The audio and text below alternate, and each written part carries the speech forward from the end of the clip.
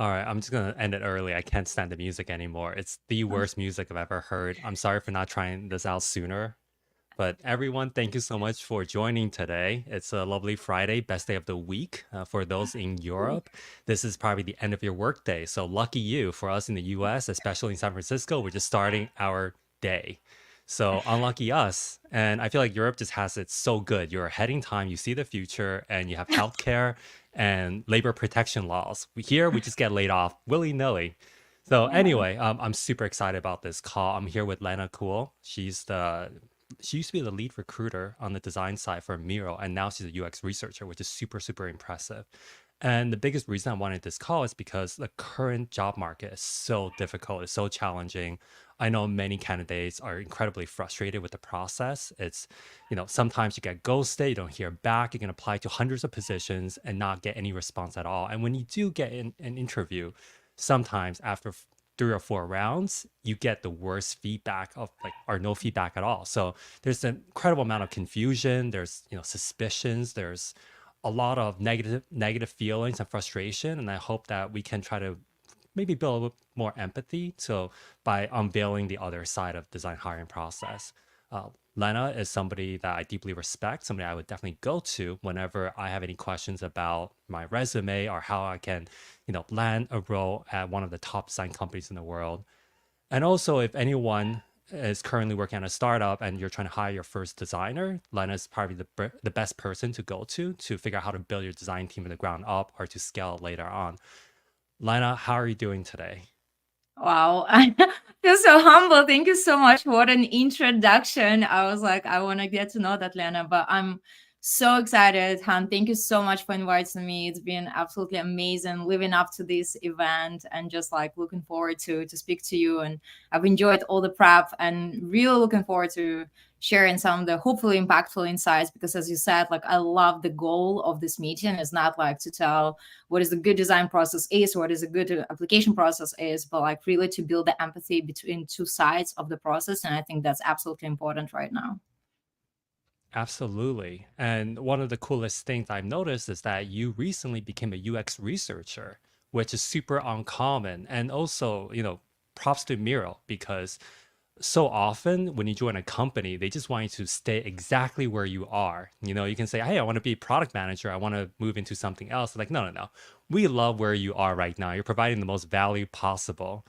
It's so rare to see a company support something like this. How did this happen? Did you always want to be UX researcher? Great question. And, it's funny that you're asking me this question in front of all the folks because today, as I wrote on my LinkedIn, I'm celebrating 5 months in the role. Exactly 5 months ago, I kind of, that was my day one or first day. And a very short and simple answer to your question no, I did not always want to be a user researcher. And to be honest, like the whole process of me getting to this role, it was not straightforward. It was not strategic. It wasn't well thought through or whatsoever. However, like somebody could imagine, because I'm a recruiter and I must be so good at building my own career, right? But it was a pure coincidence, I would say, even.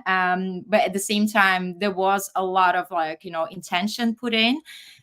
Because yeah, I was working with this absolutely incredible person whose name is Dalia Elshimi, who is the director of the user research right now at Wise, and she back in the days was working at Mira, and we started to collaborate together. I was her recruiter, and after just very little time, she became not only like an amazing hiring manager, but also a mentor and a friend to me. And I don't even think that she realized how much impact she had on me, like in the best way possible. And I got so deep into research and I absolutely loved it. And she kind of started to hint me that like she would. Oh no, I'm so sorry, everyone. Looks like we have some technical difficulties. It happens sometimes. Last time I got kicked off, and fortunately, Awana, who's also from Miro, basically ad hoc'd everything. So anyway, we can talk about all sorts of different stuff while we're waiting for Lena.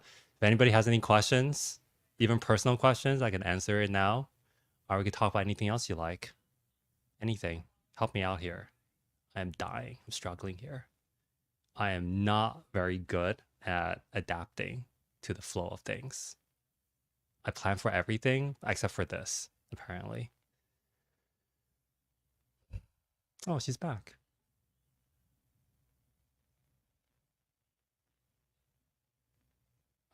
A meme. I'm not good at just throwing out memes on the spot. Memes are very contextual. So when you're creating a meme, you really have to make sure that it matches with the situation at play. Favorite film to shoot on? Oh, that's an easy question. Jeremy, thank you so much. You're saving my ass here. I do film photography and I love shooting on film. Probably my favorite film is Tri-X 400. I don't know if you can see it. Kodak. Also really love Fuji and also shoot 120 film. So I have a lot of expired 120 film. This is about 10 years, maybe more old. And they're great. They're just really, really, really fucking expensive. It's like $1 per shot, basically.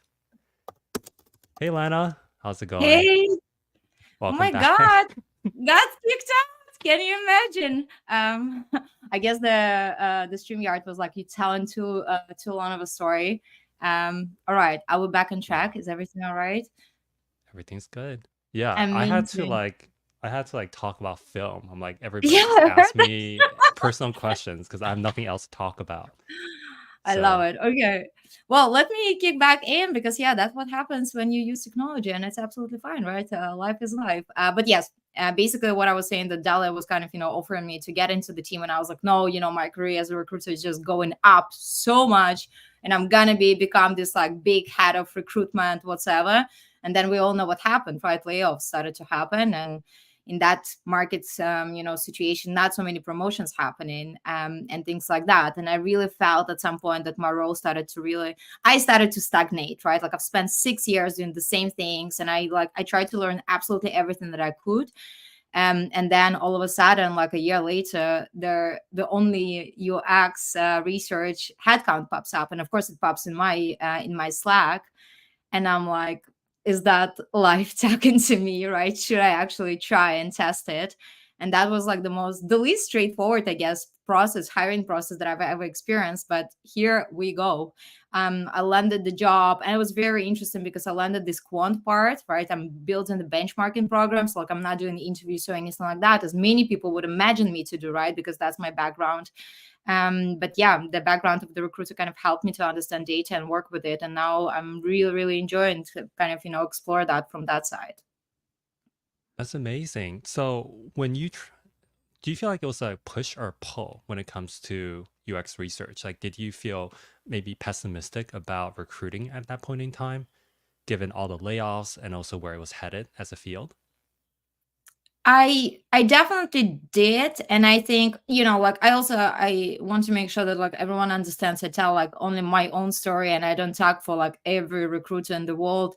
I do believe that I hit like a certain level of the disappointment, and maybe also like a certain burnout, because when you build teams, and it was so hard to build teams, right? Like the last 2 years were like the years after COVID were incredible, right? Because the market was so alive and there was so much cash floating around, right? And everyone was going crazy, and it was really, really cool. And then as a recruiter, seeing companies to lay off all these amazing people, and seeing so much frustration and so many desperate people on the market, I think that's like just really on the personal level to started to hit very hard, right? And I think there was a lot of also misunderstanding between like companies that were saying like, oh, so many people on the market, you should hire faster, but actually hiring became even harder, right? And it just continued to spiral up into this like weird mess that we all in.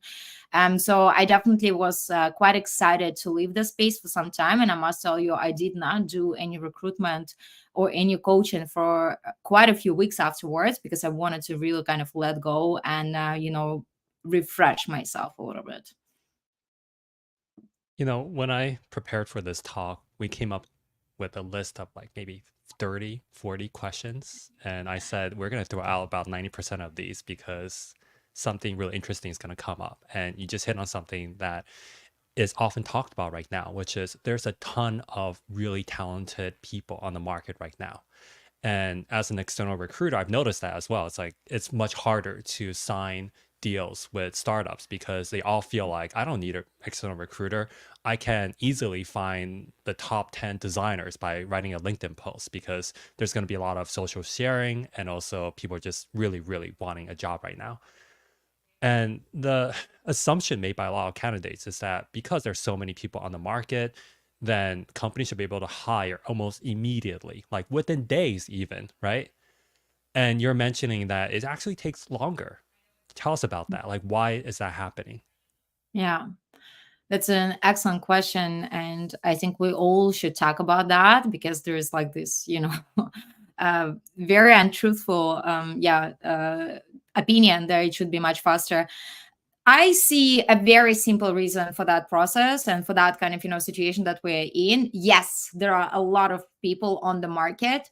But from a very pragmatic standpoint of view, companies like Spotify and Meta and blah blah blah, they laying off people, but those are not the folks who stay on the market for months and months and months, right? So like those are the people, and it doesn't matter how fast you reach out to them, they have lined up like five offers on the table. So you still are working with a lot of talent that still has a long way to develop to get into like different companies, right? So like that's kind of one part of the reason. The second part of the reason, and I don't say that it's correct, but like we all read those job descriptions when companies want five designers in one profile, right? They have to be a senior principal. The company's coming up with very funny titles, which I'm like, come on, let's at least it's there to stay realistic. And then they need to drive accessibility and design systems and visual design efforts, right? And like UX and research, and they need to be hands-on in content design. They can be senior, but they need to have 10 years of experience. And by the way, that would be nice if you have led the team and want to lead 3 to 5 people, which is a proper manager role, let's face it, right? And then they say, okay, so we have only 10 primary skills, so let's hire, right? But it's not one person, and it will never be one person, right? Maybe there are a few people in the world, but it's also going to take quite some to hire them. And so, yes, it's just more like lots of expectations from the companies and lots of talented people who don't match all the expectations, right? And then get frustrated and then get scared, like, what do I do wrong? Why can't I get hired, right? And then they change strategies all the time and spend all this countless hours on their portfolios. And I was in the talk recently, and the person said, like the career coach said that, oh yeah, you need to personalize CV every time you apply. Oh my God, no, you don't have to do that. Build one good CV, right? It's a product designer CV. You don't have to build that for every company. But lots of folks go into that, and then this level of frustration grows into like burnout or like, whatsoever, like functional depressions or whatsoever it is. And yes, and we are ending up in wherever we are right now. I want to be clear because you mentioned something earlier, and I'm not sure if I heard that correctly. Is there kind of a class distinction here in a way where I feel like during the when the market was really good, it felt like there was more of a middle class of designers if we were to look Yeah. at like in terms of economics, right? There are designers at all sorts of levels and skill set who can find jobs fairly easily at the height Yeah. of the hiring spree. And right now, it feels like we're kind of creating this demarcation between designers who can very easily land jobs because they have the right skill set that the current companies are hiring for. And then there are designers who are really, really struggling. And that gap seems to be further apart. Is that something that you're seeing from your side? Mm, Yes, definitely, and that's a great question. I'm definitely seeing that there are, you can always see it at like you look at the talent pool right now of the folks who either been laid off or changing jobs or whatever. And I personally saw like a big differentiation between those who struggle and those who really, secure the jobs. And it's not the companies that you've worked for, and it's not even sometimes hard skills that you bring, but it's really, one, being able to position yourself, and two is like, if you go into the interview, you know what you're doing there, right? So like you prepped and you know how to talk about yourself. And I continue to speak about the necessity and the importance of the soft skills, right? And lots of people actually argue with me, and like lots of design recruiters also saying like, all visual skills becoming more and more important. And it's true, right? Like if you speak about design work, like your design skills are extremely important, right? Like there is nothing else to say. But now in this like market of a very strong and very high competition, I think soft skills, that what really sets you up, set you aside from the rest of the competition. Can you be more specific? Because when we talk positioning ourselves, that can be very many different things. Yeah. What does that mean exactly for design candidates? Like, what separates a really, really strong candidate versus a weaker candidate? Yeah, that's a great question. And it's a very simple answer, to be honest, at least in what I've experienced, right? So, positioning yourself doesn't necessarily mean that you need to post on LinkedIn, right? Or create any content. Like, this is not Wait, absolutely what I've been doing it wrong? I know, right? What am I? I'm wasting my time. No, I mean, it's definitely great. But I also I don't like, I know I write on LinkedIn myself, but I honestly think that not everyone should be going and creating content, not because it's just too busy there out there, but because like different people have different strengths, right? And like if you don't want to create content, don't, right? And like it may help you and it may open the doors, but it may not help you as well, right? Like, and it takes time to get to that helpful point. But what I mean, for example, I give you a good example of positioning yourself, right? So, like, what lots of folks do, like, they see the roles, they apply, they personalize or don't personalize their CVs and portfolios and cover letters. Apparently, some people also work on, and some companies require. Well, what others do, and what I've had a lot of times, that they go and they find the hiring teams, right? And so, like, I've had quite a few times the situation that my designer from my hiring team would come in and say, "Hey, Lena, this person reached out to me and sent a portfolio. Look at that. Awesome work. Like, why don't we interview them?" Love it, right? So first of all, we skipped quite a few steps of the process that we're gonna go into, right? Like, I didn't have to like look at that, like we didn't have to like calibrate and things like that. There is already some trust built from the design team into the candidate. Like, there is a certain buy-in already. We can even discuss like, what questions are better to ask on the first call and kind of progress faster and easier, right? In that. So I think like positioning yourself is really like diving into your network and community. The second good example would be like people ask to be referred, right? Like, I'm referring lots of people, right? People referring lots of people, right? Like, referral also like sets you up apart because you just simply ahead because you're being recommended someone instead of just this cold applying, so to say, right? Because nowadays we know there are so many people on the market. Job boards get overcrowded, job applications get overcrowded, recruiters are overburned and just overwhelmed, and it just doesn't get anywhere. So you mentioned that for someone to have that connection with the hiring team, to kind of skip a few steps even and have their portfolio be viewed immediately right off the bat. What are some of the, if you could talk about some of the key things that they might be looking for in the portfolio that immediately pushes this candidate to the very front in a way? And sorry if Yeah. I'm using the wrong phrase here, because we don't want to make it seem like they're not necessarily skipping the process, more just that they really stick out in terms of them being perhaps the right fit for this role. Exactly. And exactly as you said, like, it doesn't mean that you're not going to be speaking to me or to someone else, and you're not going to go through all the stages of the process. It's just simply that you being selected into the process potentially faster than others who just applied. In terms of what what we look in the portfolio and what really kind of stands out, I think there are a few things, and they would really depend on the seniority level, right? Because what I'm seeing a lot right now, the junior designers are trying to compete with senior designers because everyone is applying for the same jobs, right? And that's not necessarily kind of a reality, right? And we would not be assessing them in the same way. But in general, what really makes a very strong first impression is a certain kind of, any personality in the portfolio, right? Like, use your brand colors, right? Like, do it, like, show yourself, right? And I love design and user research just because it's such a creative field. It's not anything else, right? It's not just stuck and kind of stiff, right? There's so much fluid to it, right? And I love, there's a video on my LinkedIn when myself and Robert, head of core product design at Mira, we're going into portfolios of the designers that we've hired, and like, it's so obvious that people just like they made those portfolios themselves, right? Like, then you see a person and you're like, oh my god, it makes totally sense, right? Like, you hear what they've done and it's just so aligned.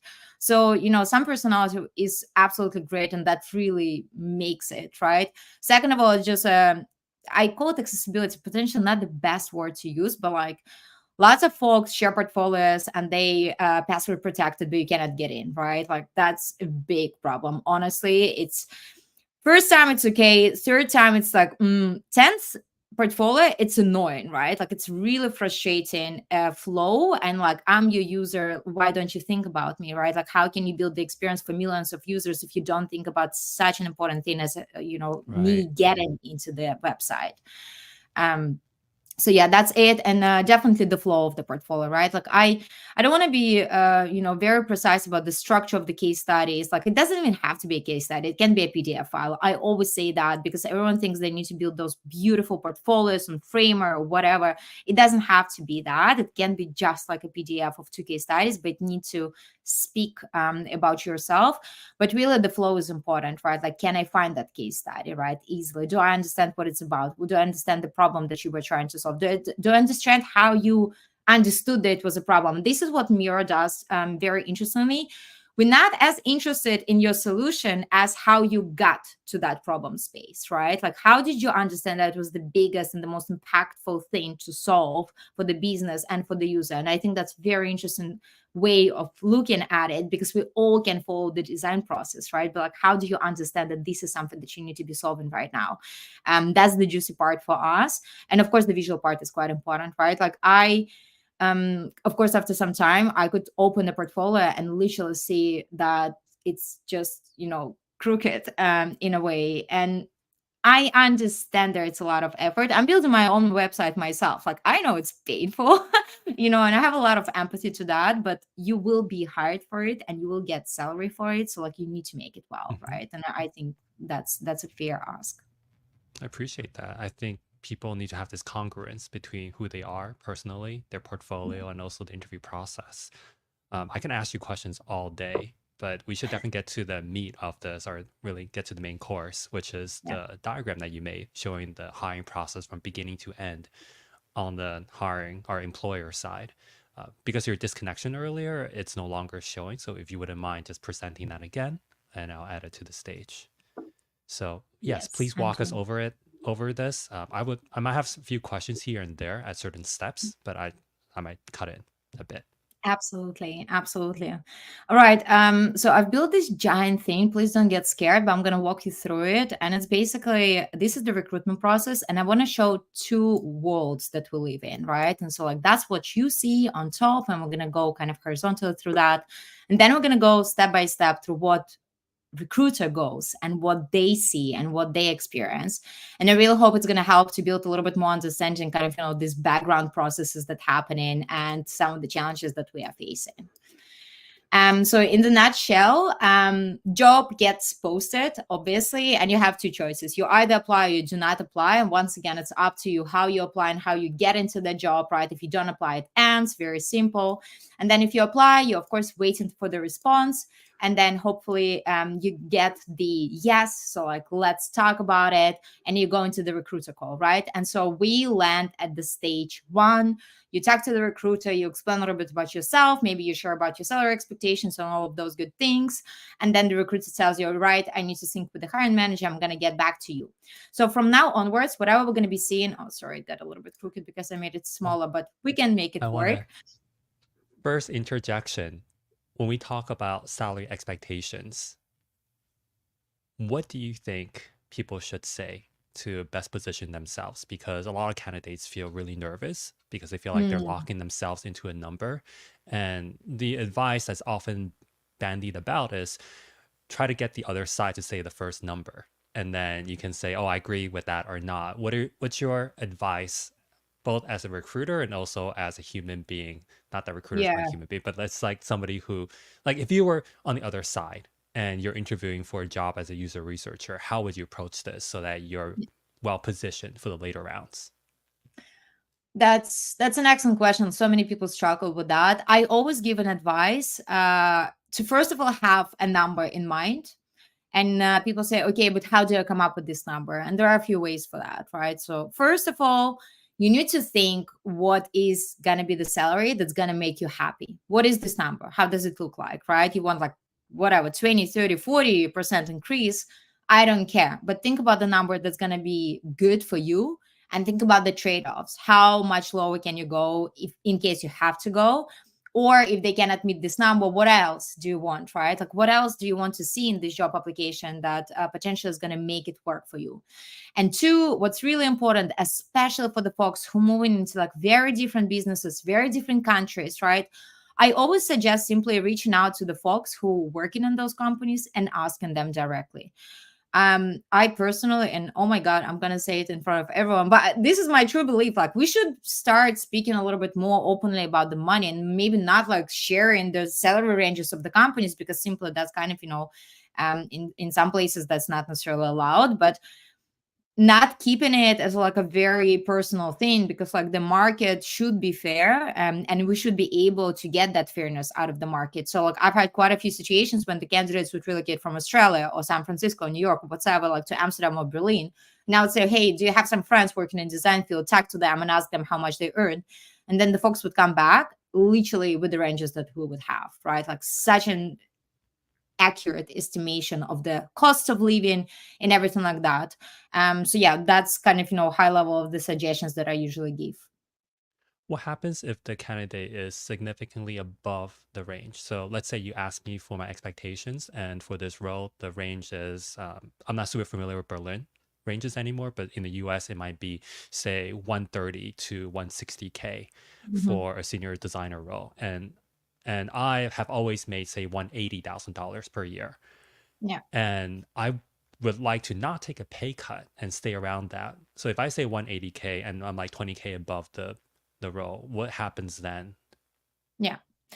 I mean, there are lots of scenarios to that. So I'm gonna answer as a real user research and say it depends. But Oh, you're already using our weapons against I us. know, right? But what I do in this situation, I mean, this is what's happening, right? Like, yes, we're talking about the money and it's a sensitive topic, but you're talking to a person, right? So, like, why are they asking for this amount of money, right? Like, why is it important for them? Maybe they are a caregiver and they cannot go lower with this cash amount just simply because they need to live on that, right? Or they have a certain financial goal, for example, in their mind, right? And they want to hit it by a certain time. It's whatever your motivation, but like I try to understand what is your motivation behind that and how can we make it work. So I usually say, what is the lowest amount that you can accept, right? Like I usually openly say it's above our ranges, right? Like it is what it is.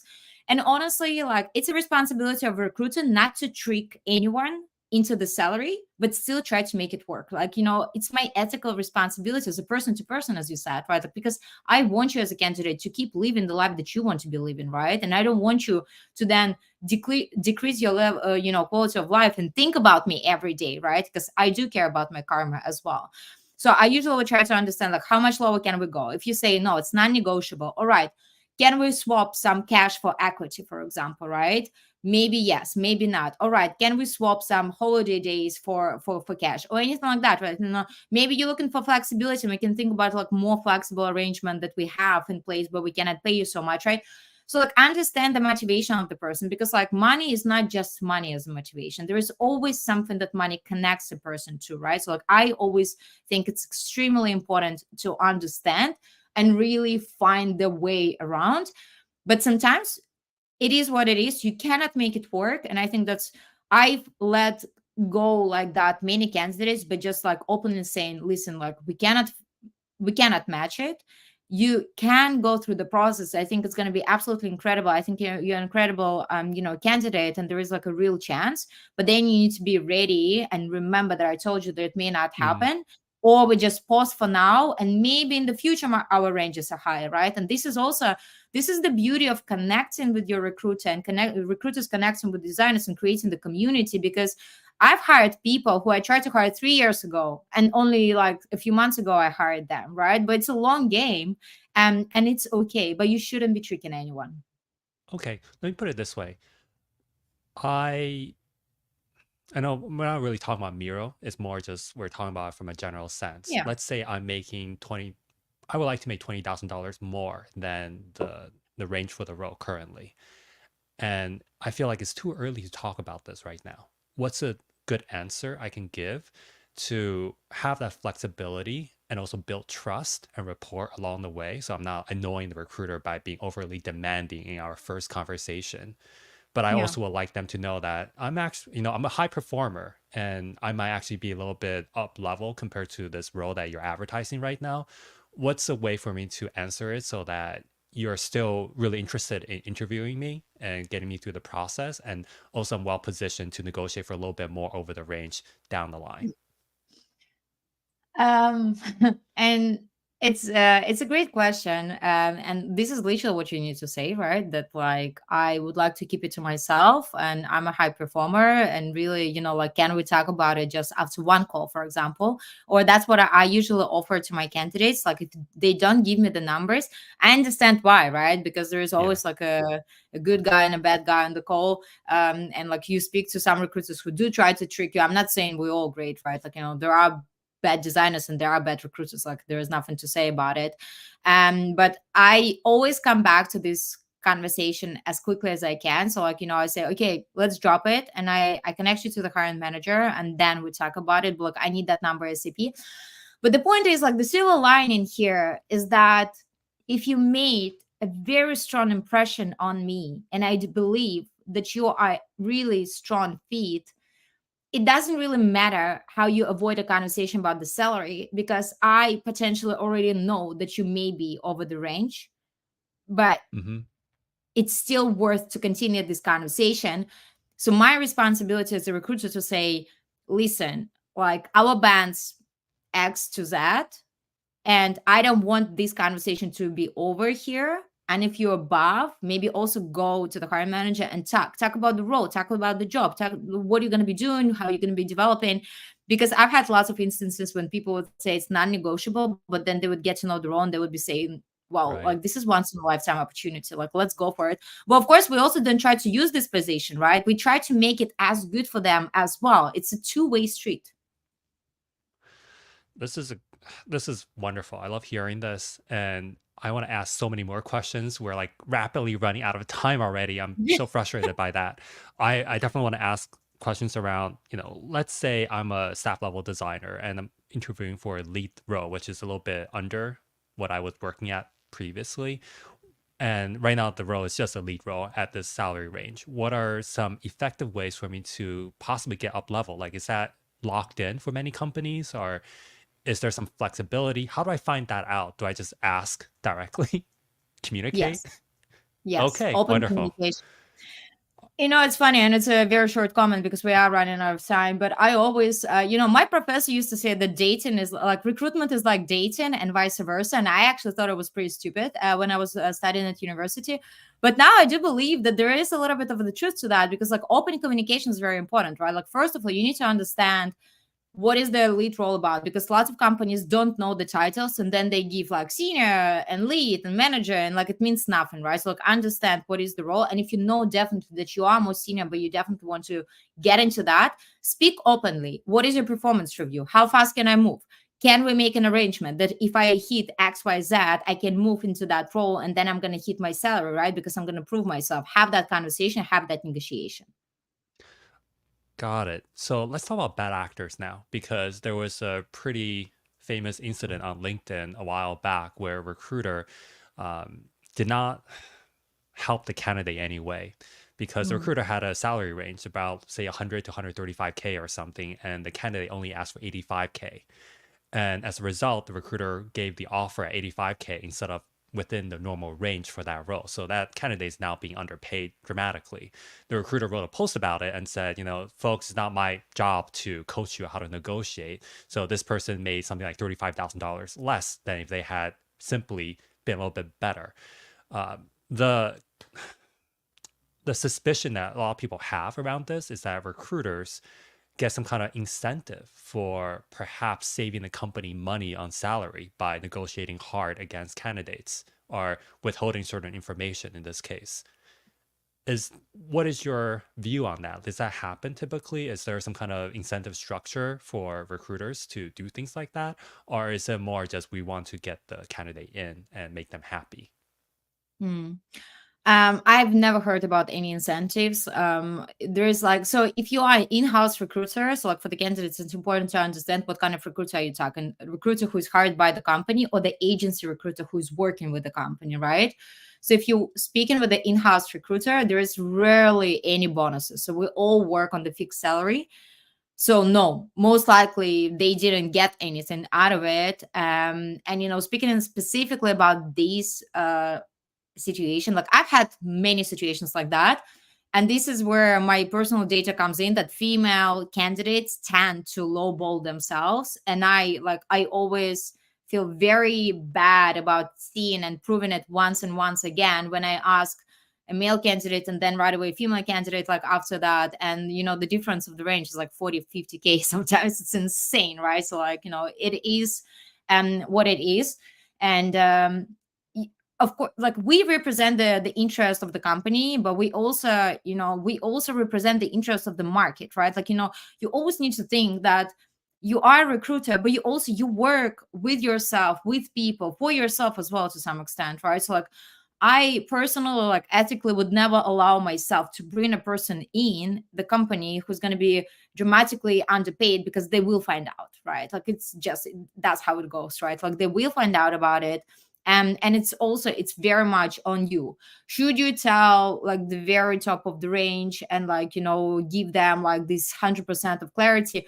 I wish I could say yes. Sometimes, like it depends on the company, it depends on the situation, but I think it's our ethical responsibility of recruiters to say, hey, you're asking for 70K, but the range starts at 90. Just FYI, because you may be going through other processes as well. And I think you should put a little bit more effort into your research and understand what you're worth in the market, because otherwise you may be underpaid. And I've had this situation many times, and I think it's absolutely important that everyone does it. So I want to add a brief note here because a lot of recruiters say what you're saying right now. And sometimes we feel like this is just a mouthpiece that people are just saying it because they don't want to be seen as unethical. I will say Mhm. that I've spoken to women candidates that have interviewed with you before, and you do that. So you are actually walking the walk. You're telling the truth. And I want everyone to know that because that is super, super important. One thing you Yeah. also mentioned earlier was that there's a difference between external recruiters and internal recruiters. And Yeah. I fully believe you for internal recruiters that there are no bonuses, oftentimes no bonuses attached to um, metrics like this. How's it different for external recruiters such as myself? Spill the Yeah. beans. Like, should I be as a candidate? Should I be more wary about that, or how should I approach it differently when I'm talking to an external recruiter versus an internal recruiter? Yeah, and that's a great question. That's definitely something I wanted to circle back, because yes, the agency recruiters obviously they get the fee from usually it's like from the annual income that the person gets, right? So as an agency recruiter, you obviously have this extrinsic motivation to get as high as you can, because then the candidate is happy, you are happy. If the company can afford, then the company is happy because the role is closed. Like that's as simple as it gets, right? And so I definitely think it's an information we also should be spreading, right? Like if you're working with the agency recruiter, make sure that your intentions and your needs are very explicit and very clear to the recruiters, because they're there to fight for you as much as they can, because they also have a big stake on that, right? And that's their bread and butter as well.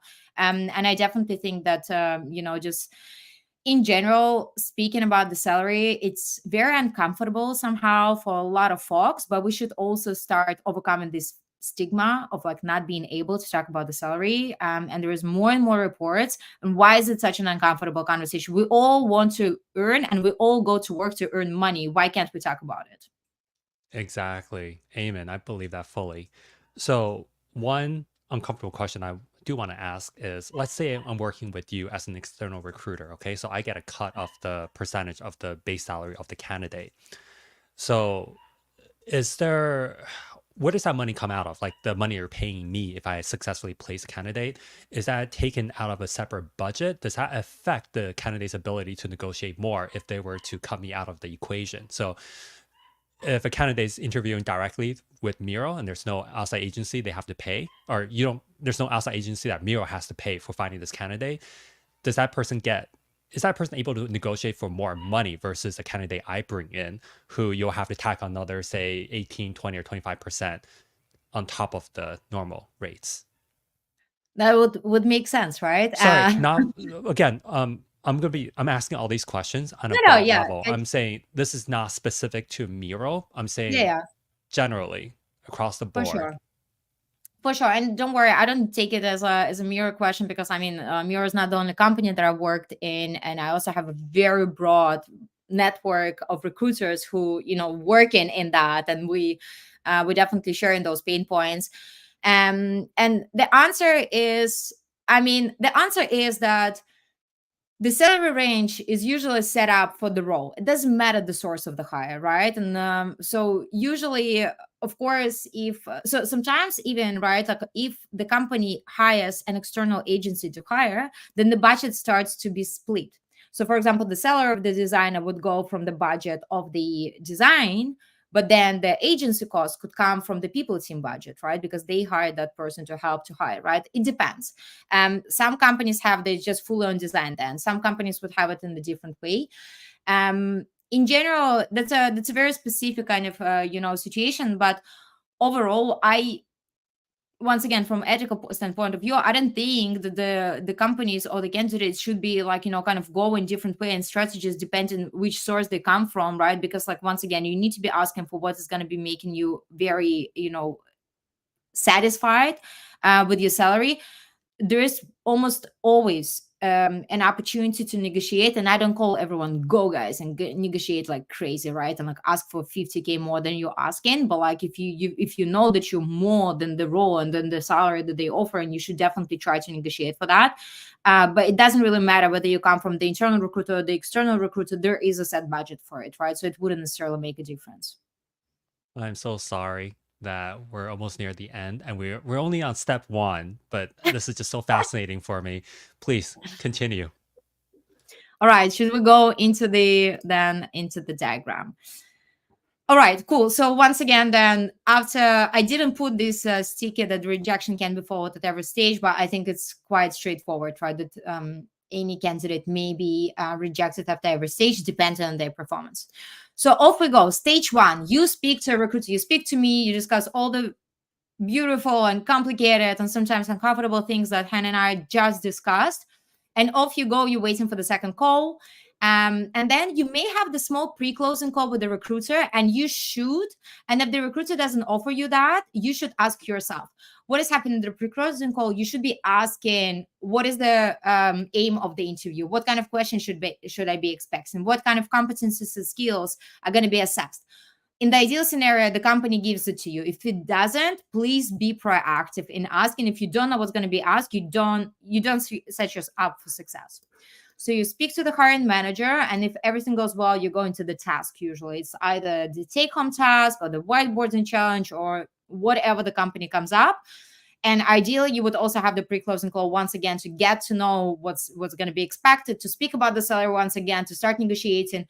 Keep your recruiter also up to date with what's happening on the other side of the processes, right? Because you really like this company, but you don't say that you're already at the offer stage of the other process. This company doesn't have an opportunity to close you, right? So you need to be transparent, but also be smart with how and what you're sharing. If you pass the task, oh my God, everything moved. I'm so sorry, folks. I made it so clear and pixel perfect, but it's not anymore. If you pass the task, you go into the team round. That's usually it's like cross-functional collaboration or culture round or anything like that. I suggest you have a pre-closing. Don't have it if you know everything. Maybe you discussed in one of the pre-closing all the kind of focuses and things like that. So it's just more a suggestion and help to you. If the company doesn't offer it themselves, I would have a pre-closing literally before each and every stage with my candidate, every candidate. And then you go into the executive round, whichever company it is. It can be CEO, CPO, CDO, VP of product, VP of design, whatever. And then if everything goes well, hopefully you go into the offer call, because by then you should have discussed your salary, you should have discussed your starting day, you should have discussed any relocation things, anything like that. You get the contract. There may be another pre-closing for the legal questions or anything like that, and you go into the onboarding. Cool. So that's basically the thing. And Han, do you think I'm missing something from the process that basically most of the candidates would go through? I want to see the other side because I feel Yeah. like we've all been through the process or the ringer And what we don't see is, the thing is that when we're interviewing with a company, it's just a very straightforward thing. It's like yes or no, Yeah. yes or no. Are we rejected? Do we get to the next round? However, on the other side, you might be dealing with dozens of candidates and it might Yeah. get really crazy and hairy. I want to see that. Yeah.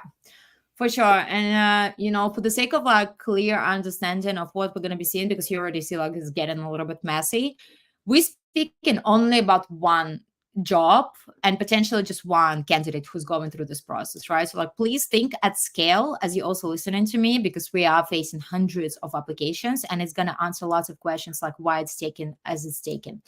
All right. What does the recruiter see? Sorry, what's the scale like right now? Like how many roles could you be trying to fill between the height of the hiring spree versus now? And what's the ratio between roles and candidates between then and now? I mean, you can try to fill 1,000 of roles. How many can you fill? That's a different question, right? Like, I don't Yeah. think that trying to fill more than 4 roles simultaneously, even for like if it's like high stake, very specific roles, like it's good to then have your focus.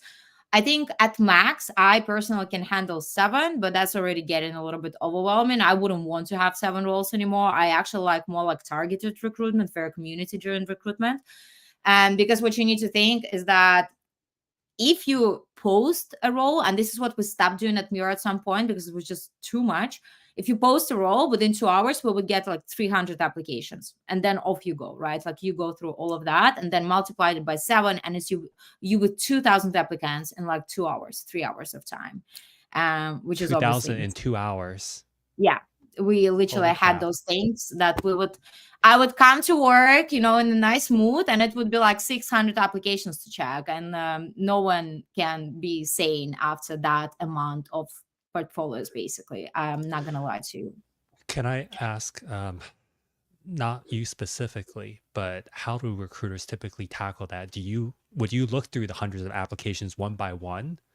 Or is there some kind of strategy? Or do you just say, I'm going to look through as many as I can, maybe the top 100, and find the best 10 out of the 100, and then just not look anymore? Like, what's the strategy there?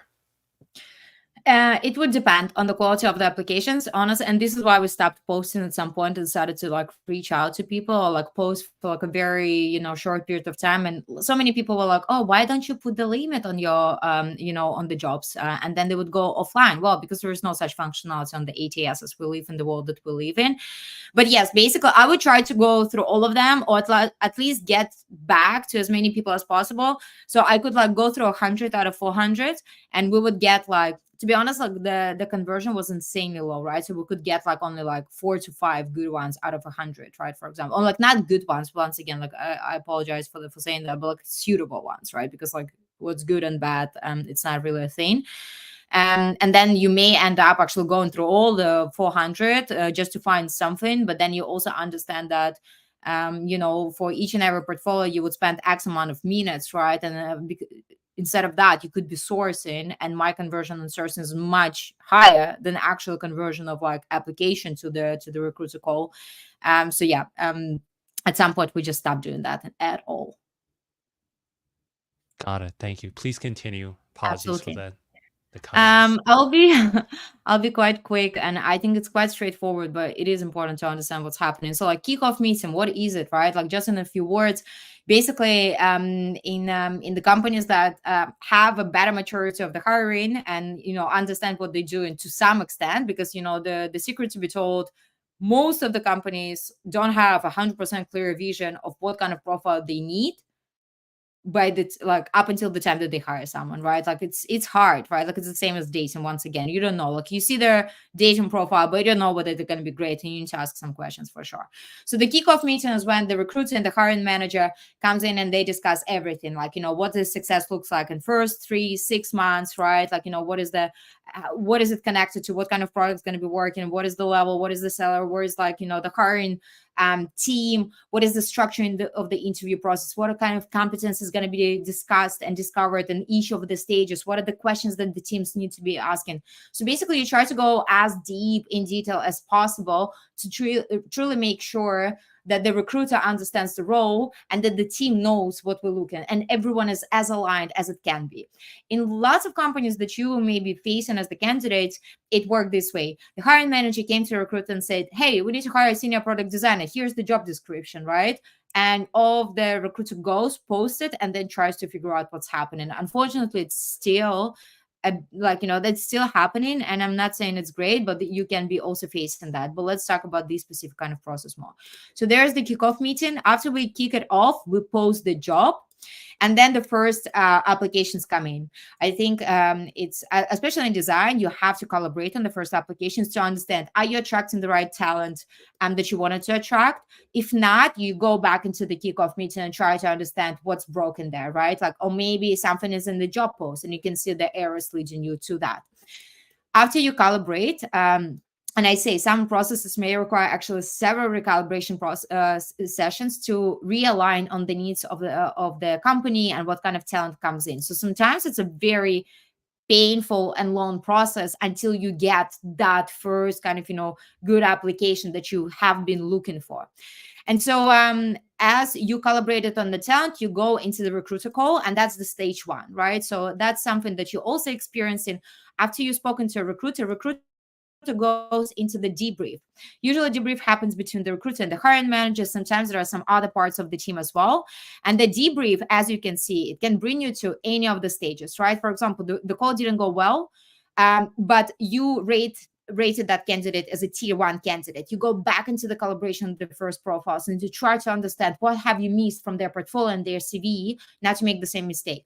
Or maybe this candidate was absolutely irrelevant, right? So you go back into the job posting and the kickoff meeting and you're saying, or maybe they actually have some other skills that you didn't mention and you say, we need to add it, right? Like, because that's what we actually need. Like, it totally makes sense. So it's still a very explorative process in the very first stages. After the debrief is over, you would usually have a pre-closing with the recruiter, unless the recruiter did a good job and explained you everything what's going to happen in the hiring manager call on their own call. So then we move into the second stage and you have a conversation with the hiring manager. After you had a conversation with the hiring manager, there is another debrief, right? Like, what does the hiring manager think about the candidate? Recruiter has a strong say, hiring manager has a strong say, and usually some of the team members also there, right? If the recruitment process takes several people to participate, you can imagine that with the busy calendars, it takes quite some time to schedule those debriefs, because hardly ever they can actually do it async. And that's very complicated to actually really share your point of view when you just slacking each other, right? Because it just gets into this like weird conversation. So this is where you start to wait. You really wait for the process. You really wait for that debrief. And of course, after this debrief, it can be yes or no. And if it's a yes, you move into the task. Once again, ideally, you would have the pre-closing call before the task, or like as soon as you got it. And that brings us to stage 3. As you completed the task, the team needs to go through the assessment and the debrief once again, right? So for example, you submitted, or for example, you did the task on the call. And so the whole team, whoever has participated, by that time, it's approximately 5 to 6 people, they would go into the debrief and the assessment of the task kind of conversation. Sometimes it's 30 minutes, sometimes it's 45, sometimes it's several calls. And this is where you wait in as well. You would usually have a pre-closing call with the recruiter. The recruiter needs to test the water. How did you feel? Is the role still aligned with what you want to do? Is the salary still what you wanted? How are the other processes, and so on and so forth. And then of course there are several scenarios. You may be rejected after that session because you didn't pass. The team might have liked you, but there are a lot of open questions and they don't want to move into the team round. And then you go into this very painful, unfortunately, process, which does happen because they may want to change the task. They may want to have the additional task. And then the team needs to brainstorm on the additional task while you're having the pre-closing call with the conversation. And then you go into the next round.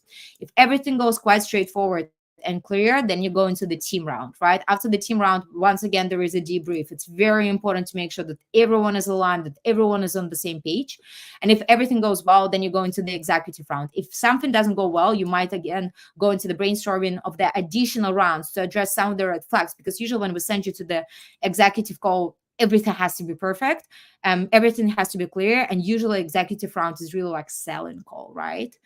And so you at stage 5, after the executive round, once again, we're going to the debrief, and then the executive really kind of, approves, disapproves, yes, let's go to hire. But to prepare the offer, once again, you need to go through all the legal questions, adjustments of the packages, approvals of the offers, right? Maybe there is a negotiation involved, and that's kind of where we go.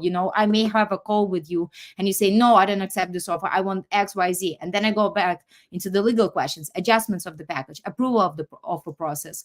By the time we actually agree together, and then I create a contract. So, like at Mira, for example, I would have to create a contract that also takes a lot of time. There's a lot of kind of, a little bit of the bureaucracy kind of side of things. And then we sign the contract, and then the onboarding begins.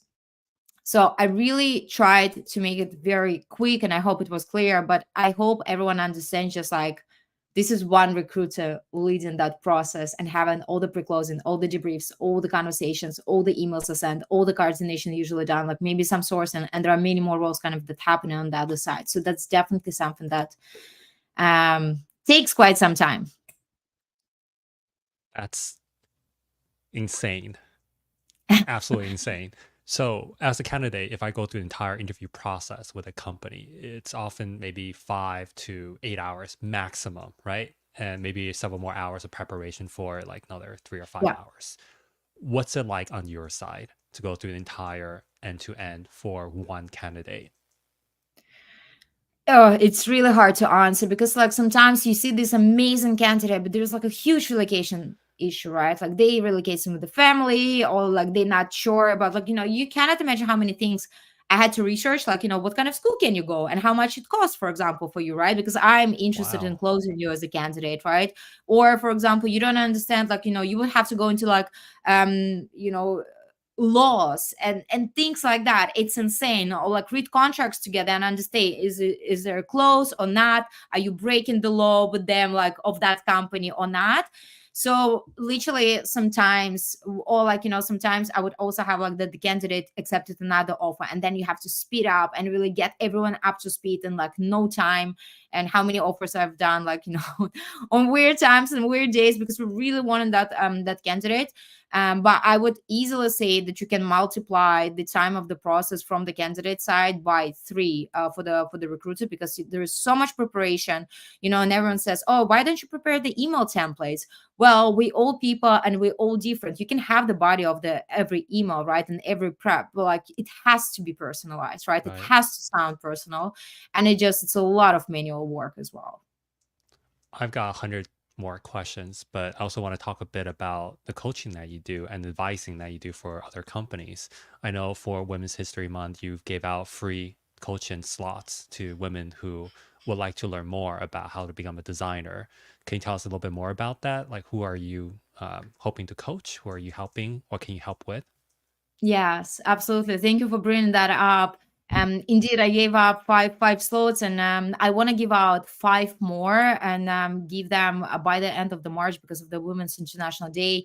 And to be honest, like my target is anyone, right? So it doesn't necessarily need to be someone who is a designer. But like these five slots are gonna be for folks who identify as female and who are already in the design or want to break into the design. And honestly, I'm happy to talk about absolutely anything, right? Like negotiating the salary, positioning yourself within the process, portfolio and CV review, prep, like mock interviews, right? Lots of people struggling with like pitching themselves, even, right? Like it's not an easy thing. And I completely understand that. And we all have different personalities. So I'm here to kind of, really lead them. So yes, five sessions, 30 minutes each. And then, of course, if we need more time, I'm also kind of, scaling that a little bit more to a commercial side. And I'm happy to take more requests as well, and go into more commercial coaching, just to make sure that everyone feels supported on that very complicated way of getting a new job. I love that. Thank you so much for helping everyone, especially at a time like this. I feel like your viewpoints are super unique and valuable because oftentimes we're just guessing as candidates. We're trying to figure out what's happening on the other side. And just seeing this diagram has been eye opening for me. I did not realize because, I work as an external recruiter. I don't see all this stuff. And it is absolutely bonkers. I have newfound respect for everything that you do. Thank you so much for showing us this. We got some more questions. You know what? How about this? How much time can you go over by? Because there's still a mass amount of interest. People have more questions, and I have a ton of questions as well. But great Yeah, I don't question. have a hard stop, so I'm happy to stay for as long as it needs to be. Honestly, I'm having so much fun. Just let me know if I should stop sharing the screen. And yeah. I'll take you off stage Oh for a yeah. second. So Right. let me start with this first question. This is something we talked about earlier, almost an hour ago. Good soft skills, because what is a good soft skill? Because right Yeah. now people talk about soft skills and we kind of stop there. What are the soft skills that one designers should be focused on communicating, and how do you communicate it? Because you cannot just say I am very strong in X. It's not very Yeah. believable. What are the proof points or the strength signals that you should be looking for? Yeah, that's an excellent question. I think that also, once again, as I said, like, those soft skills will position yourself as a stronger candidate in the process. So once again, speaking what works for Mira and me and what I've seen in the industry, like first, I think communication and storytelling skills are extremely important, right? And it doesn't mean that you need to be like a speaker in the conferences or anything like that. But I give you an example, right? I go into the conversation. My very first question, and if someone been interviewed by me, they can definitely back me up. My first question, how I open the conversation, and say, "Tell me about the highlights of your experience." It's up to you what you want to tell me, but I want to see what you think is important for me to know, right? And that also kind of differentiates the seniority and the storytelling skills, right? And someone could say, well, like start talking about the high school and then say like the company, say a little bit that like, and I love using Mira, which I love hearing. Like, don't get me wrong, it's excellent. But it's critical to think that this 30 minutes is a very short time and it's your one and only opportunity right now to position yourself. And that's what I mean about position as well. Right. So like when you start giving out this information, it doesn't really give me any insights. On contrary, someone would come in and tell me, like, I always love design because XYZ, and that's why I studied it, and I started working in this company. That was the product, that was the team setup, that was what I've done, that was the impact. Off I go to the next company, that was or like that's why I moved into the next company, right? They take me on the journey. I love it, right? Because they say I worked in the health tech, and I really discovered that, hey, like, there's like a lack of that software, and off I went to work on that software, and then I understood that, like, my people cannot pay for that software, and then I went into the fintech. I love it, right? Like, it's your story. I didn't expect anything specific, but I need to understand what you've done, and I need to understand why you're going where you're going. And I think that's such an amazing experience for me as a recruiter. Like, I want to be left without questions after your presentation, right? And like sometimes we would finish a call 20 minutes earlier, 20 minutes, like after 20 minutes instead of 30, sorry. Just because I have nothing else to say, because you've done such an amazing job, and we all should be striving for it, right? Because it's quite important to be able to introduce yourself, and that's one. Two, I think collaboration skills are essential, right? Especially in product design. And what I mean by collaboration skills, it's not like I'm a nice person and everyone loves to work with me, which is also very important, by the way, right? But I think design, especially right now, it's a true facilitator of the discussion, right? Like, there is a very strong voice of product, there is a very strong voice of engineering. Potential, there are also some voices that are not as represented, and I feel like design really brings it together. Plus it's like the only function in the company that truly brings the technical understanding of the customer voice, right? So customer support would speak about the customer voice, but they don't necessarily know maybe like what's happening exactly in the product development, where design has a very clear view, right? So like really being able to facilitate those discussions, really being able to work through conflicts and differences, right? And really bring people together and get to the point on time while representing both business and a user, right? Like, this is the collaboration skill for me. And how you can show that, it just simple. Like, give me an example. There was an engineering manager and they really didn't want to build that, but this is what I came up with. Or like, maybe we did a workshop and maybe we did user interviews, and they've never been to the user interview, they've never listened to the user, right? And then they actually understood how important it is, and this is how I moved the needle. And I think that's absolutely brilliant when people bring those examples. When do you bring those examples in? Because are you one of the recruiters who would ask, "Tell me about yourself" early on, and there's like a very open-ended question, and then you just kind of dig deeper and deeper? Or Yes. got it. So when's a good time to talk about somebody's collaboration skills? I think it's a good question to answer to yourself. Like, what do you think is important, right? Like, do you think that's Yeah, one of the highlights actually of your experience, and do you think that's gonna actually, right. like put you forward? Tell me about it, right? Like, it doesn't take so much time. There may be other opportunities to answer those questions, but there may be not, right? So, like, try to answer. Keep eye on the time. Like, you have to be able to keep track of time, right? So that's big advice that I'm gonna give to everyone. But yeah, definitely, if you have an opportunity to tell that story, and maybe don't wait for the recruiter to ask for it, because they will be focusing on something like that. Or if you speak into a not very um experienced design recruiter, like lots of design recruiters that I've mentored, they ask like, what is your design process? I'm like, why are you asking? Like, I don't know what is the good design process. Like, I wouldn't ask something but that I don't know the answer to. I'm like, what are you looking there? And you also, by giving that amazing example of your collaboration, you also kind of avoid those questions that don't give anything. Right. And I'm not saying that recruiters ask what they don't understand, but this is like such a like basic kind of thing that everyone is asking somehow. And believe me, like in Mirror, I know that no one asks what's your design process, because there is always different design process for different, problem spaces, anything kind of thing, right? Like, so yeah, share what you think is important to share, and listen to the questions. Oh my God, that's also very important. I am completely failing at watching the time. I would just flunk the first call if you were interviewing me. But I want to ask, you mentioned that you had a list of questions. Like if you want to end 10 minutes early after the 20-minute mark because all your questions were answered, can you share a little bit about what kind of questions you might have that as a candidate I should think about? Like I want to hit on these points before the 15 or 20-minute mark. Yeah. I so I, maybe it's just also because of the kind of the experience, because I would be doing it like for years, like asking and interviewing for the same roles. But what is important to me and to many recruiters in the first conversation, I think, like, first of all, introducing your experiences, right? And like, why are we asking you to introduce yourself? Like, honestly, when someone tells you introduce yourself, don't introduce yourself, introduce your experiences, right? Like, it's very important that the person understands that we still speak about the professional experiences.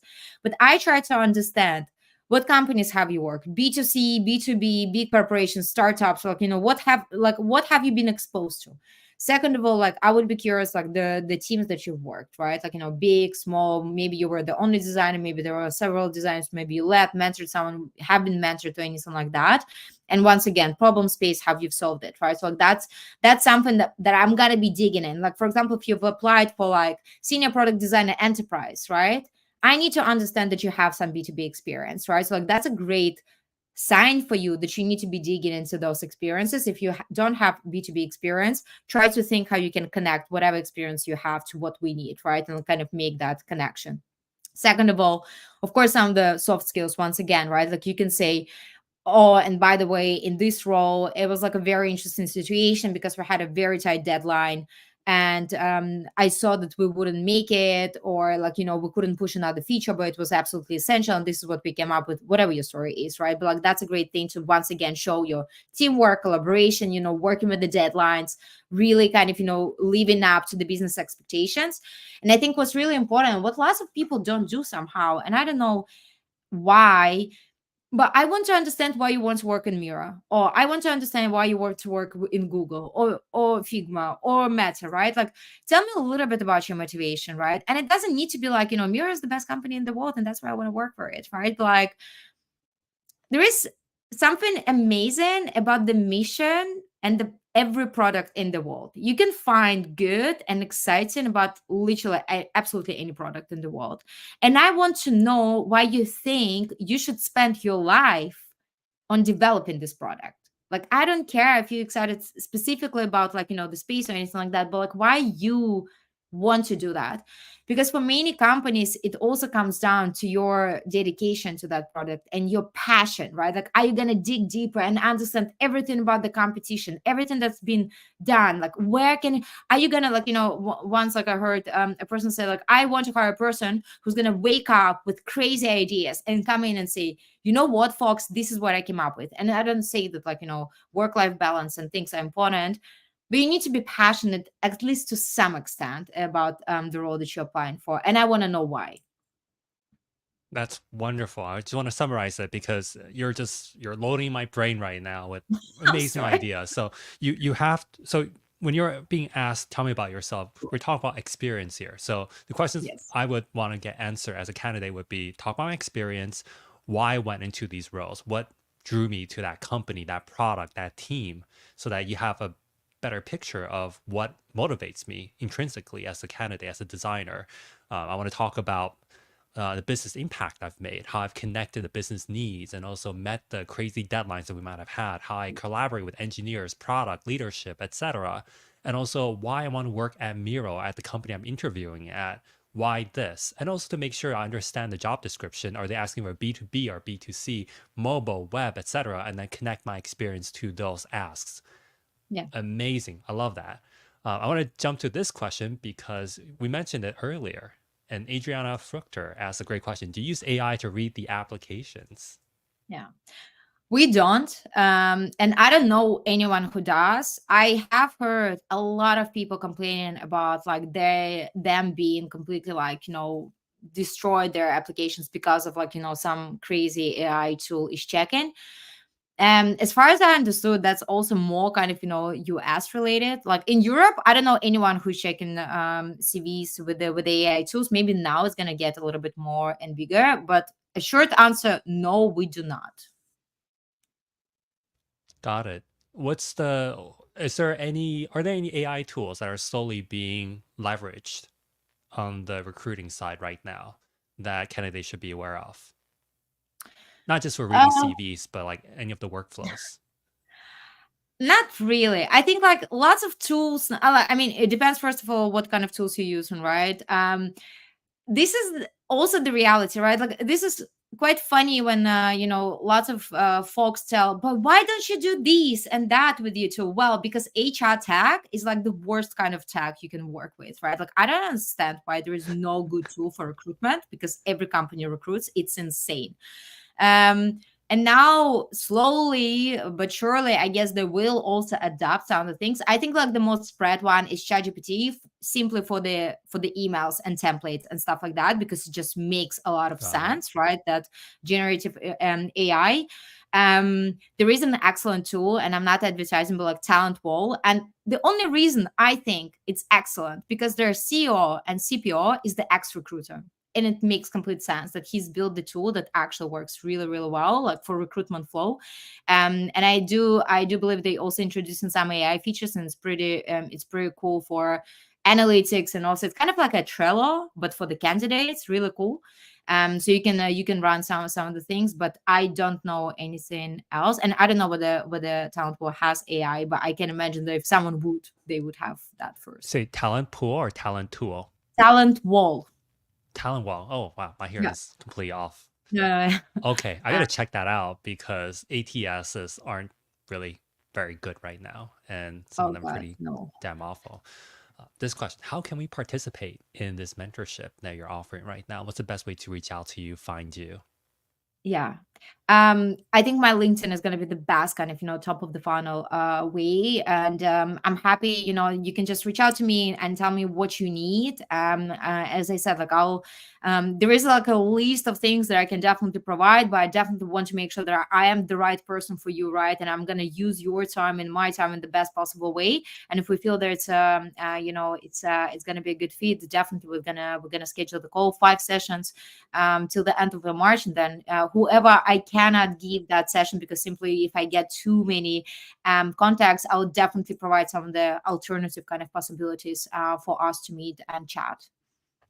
I want to help out too. So if you have five additional people that you're not able to support due to your busy schedule, please let me know. I'll help and try to take care of as many as I can. Thank you so much today for Love helping us. I have more questions. Don't think you're off the hook it. yet. Let's do it. How do recruiters choose from a stack of 1,000 applications? How often does ATS come into play? Do recruiters read cover letters? How important are they? This is like five Uh, questions in one. Go. it's fine. I mean, out of 1,000 implications, it is the reality, right? Like if you check 100 and then there are like good 10, and then you go and there is one to hire, that's how it goes, right? Like you cannot go through 1,000 of applications. Unfortunately, that's like, it is what it is. Of course, there is like a cursor to call kind of control recruiters. If you've checked 100, then you know the rest, and I'm gonna go send a rejection, say, hey, we're not going to go through your application just because there are so many applications. Apply for the new role in the future, right? So that's what it is. Unless they don't find enough good candidates, then they're going to go through more and more and more. How often does ATS come into play? I mean, ATS. So I think there's a little bit of the misunderstanding what ATS is as well, and I think we also should talk more about it, right? Like at It's a ATS, robot. yeah, It's a right. It's like sentient it's robot. this evil tool that everyone hates, including recruiters, believe me. But essentially, ATS, like no matter where you apply, you land, like your application lands in the ATS. ATS translates in like applicant tracking system, right? It's kind of like a marketplace for us as recruiters to move you around and add some things, and then you go through the checkout as the offer stage, and off you go, you hired, right? Like, think about this spot. So every company should have an ATS. Unless you're like 10 people company, you need to hire one person a year. You can use the Excel sheet. It's not very GDPR compliant, like, what I mean that like ATS always comes in place. ATS does not check your CV. ATS does not check your portfolio. That's what's really important to understand. And what's also really important to understand, especially in design, especially in like, in more and more companies, your portfolio and CV will not only be checked by a recruiter, but also by the hiring team, right? And like, I really want to kind of, get that message and stop that hatery that like, oh, recruits are stupid, didn't understand, they're not a designer, they rejected me. Like, most likely there was like a design team that also looked at it, right? And asking for feedback is very important, but also it's most of the times like there was someone else as well looking at that. And in terms of the cover letters, honestly, I have not read even one cover letter in my career. I Because Oh simply I my don't god. hire. Being very honest, so like I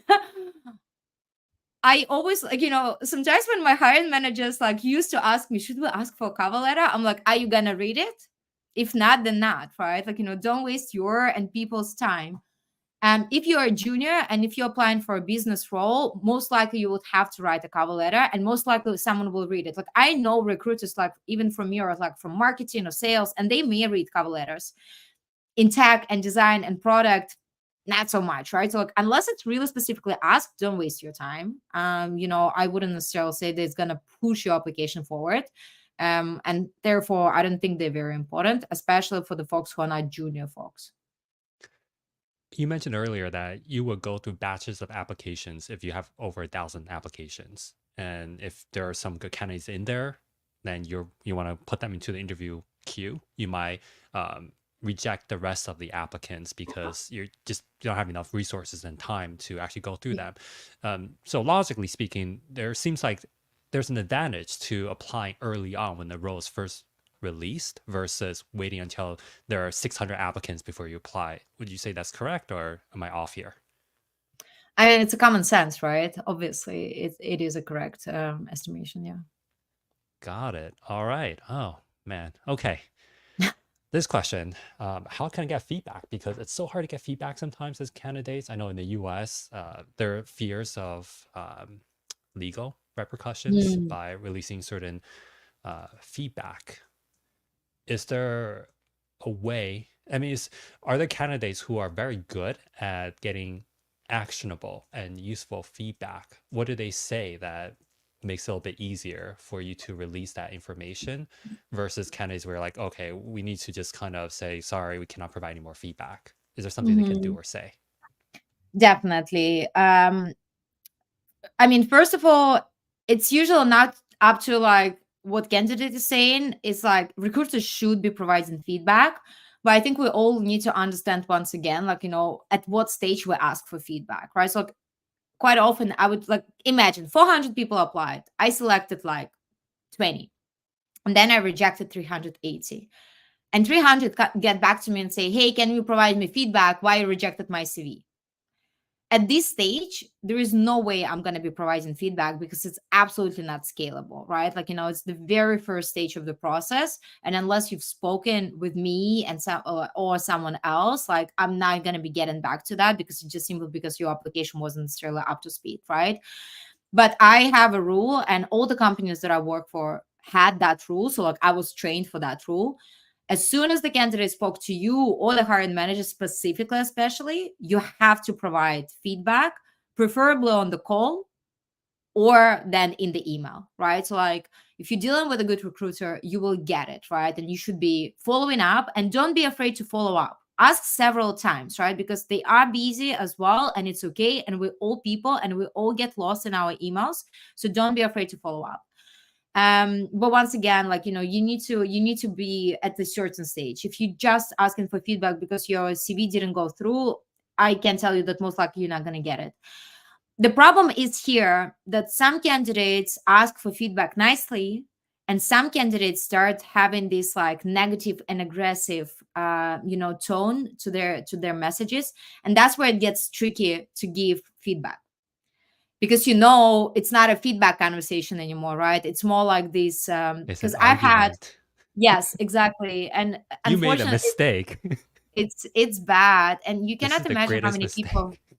would get personal to me on the call, and it wouldn't be even my feedback. Like, I wanted you to go through, like I pushed you through, and they would get aggressive and like a little bit like even insulting or anything like that. So like, also please appreciate that if a recruiter goes on the rejection call with you and gives you feedback, it's mentally loaded call, not only for you but for recruiter as well. It's a very complicated conversation, right? And it's very unpleasant, believe me.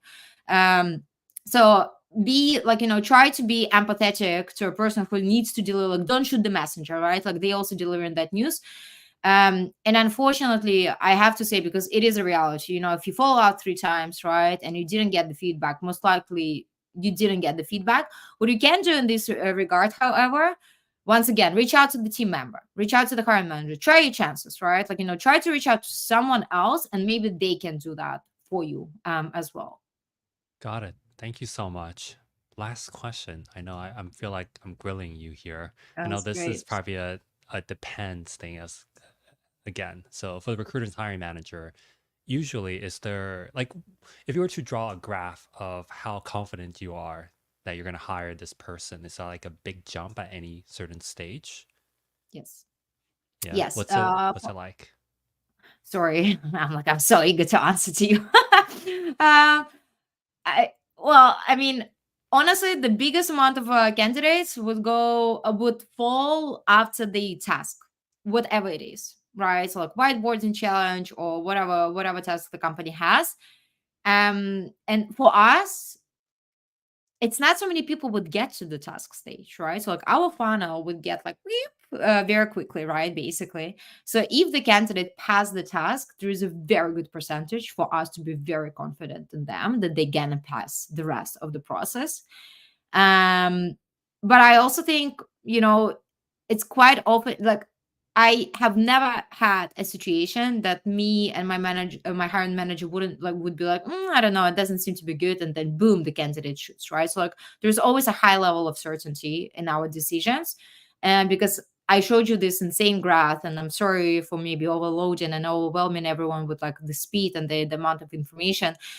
But what we usually do, and what I try to do, no matter whether I work like in-house or I did some freelance gigs as well, I need to calibrate with my team as much as I can before we start the conversations with the candidates, just to make sure that I set you up for success and that we have as much clarity on what good looks like as we can, right? And then basically, as you go through the process, you have a good chance to succeed. But yes, the task for most of the companies, I think, is going to be like the point when most of the people would be cut off. Got it. This is super, super insightful. By the way, we're about 25 minutes over, and usually 10 minutes before the end, like at the 50-minute mark, the number of attendees drop considerably. Right now, we have over 200 attendees still watching, and at the peak, it was over 500. So it's more than the RSVPs. There's a mass amount of interest, and I can see why you're so incredibly resourceful, and you're a fountain of knowledge in this area. I've Thank learned you. so much. I had no idea it was like this. And I've just very much enjoyed this session. I cannot wait to speak to you more about this. If you ever want to come back and chat more about recruiting, coaching, uh, it'll be amazing. Like I would love to just do like some kind of a live coaching call where I'm just like, here's my Yeah. shitty resume and here's how I talk about, tell me about yourself. And you just tear me apart, just like this is awful, and here's how you can fix it. I think that'd be really interesting. Any last words before we hop off? Because we have some really positive feedback. Thank you for this podcast, super insightful. They're Thank you. seconding just how broken the process is for everyone. I think we achieved our goal of building more empathy because it's not Mhm. easy. The system itself is deeply flawed, in my opinion. Yeah, It's not the absolutely. people. I mean, first of all, I had so much fun, and you can tell because I'm so articulate. And despite the technical difficulties, it was so great. So thank you so much for having me. I would absolutely love to come back and do anything that you would like to discuss, basically, because I had the best time.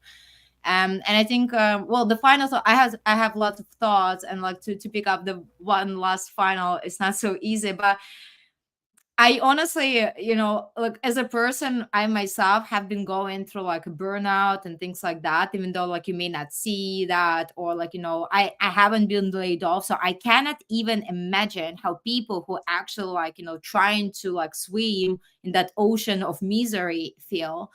And so I just, the very final thought, I think, for everyone, no matter whether like on what side of the process you are, I really hope we can all remember that, like, we do that 9 to 5 for whatever timeline that you have and whatever flexibility, but then like there are people behind that, right? So like we all need to remember that we are people, and yes, we live in this world that came up with companies and startups and stuff like that, but like everything you do influences the other person. If you trick a person in the wrong position, you screw their life, right?